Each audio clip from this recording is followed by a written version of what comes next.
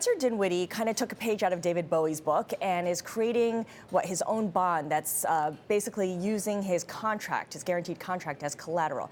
The NBA says it's now reviewing it. Apparently, it doesn't have an issue with the principle of it, but has an issue with the third year, the option. Well, the collective bargaining agreement prevents using your contract as an asset. Okay. So the question is the contract an asset or is the player an asset? And they're working through that. But it's an innovative way to try and monetize yourself if you're a player. It's interesting, too, because the NBA seems like it's been one of those main sports leagues that's been a bit more progressive and allowing the players to sort of leverage their identity to make additional money beyond their contract. Right. It's always been the case. David Stern and now Adam Silver have always been progressive, but they also have to balance the interests here, and so I think they're trying to carefully wade their way through that because once they greenlight it, there's probably no turning back. Yeah, there he was at a Bloomberg terminal. There you go, exactly. And of course, setting lots of precedents that other players are keeping an eye on as well. Now, let's get to the NBA Players Union, because this idea that they're going to start this Accelerator program to help players invest in different businesses, I guess it makes sense for someone like LeBron James or Kevin Durant to create a startup and want to get some external resources, external advice on this. But is this a program for the superstars, or is it something for the rest of the 450 rostered players? It's a little bit of both. And again, leadership again by Michelle Roberts, who leads the Players Association. She's trying to develop a system to help these venture capital investments be successful. Because as you know, venture capital, you're in a 3 for 10 business, so there's a high degree of risk, and of course there's high returns associated.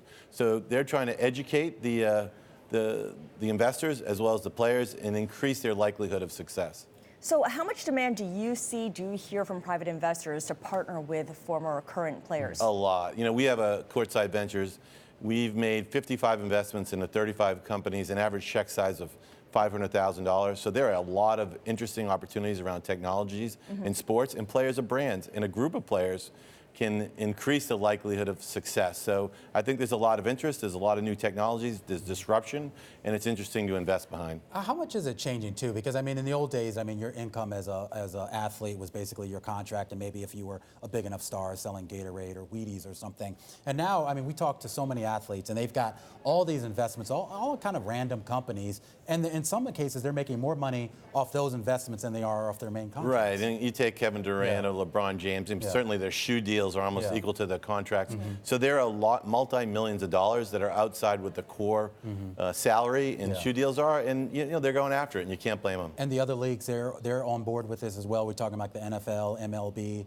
They're also participating. Absolutely. Don't forget the NHL. Individually, they're in case by case, but you're seeing more and more, particularly with social and digital media, opportunities for athletes today are greater than they've been before, particularly content-based and technology-based opportunities.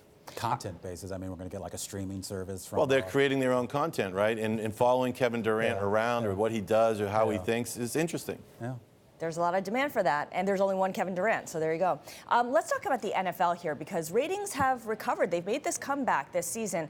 Are we back to levels seen prior to that 2016 year, the annus horribilis for Roger Goodell and the NFL? Yeah, they've had an incredible run. Their ratings now are at the highest point they've ever been in the history of the National Football League, up 5% in the midst of cord cutting. 46 of the top 50 television programs on television are NFL games. So the NFL is in a very strong position as they enter in their media negotiations. When you look at the media landscape, though, is sports really it at this point in terms of actual live or not just live, but actual watching things as they happen? I think so. They're big audiences, valuable consumer engagement, and just look, the PGA Tour, big fee increase. Southeastern Conference went from $50 million to $330 million a year from CBS to ESPN. Real increases in the face of cord cutting.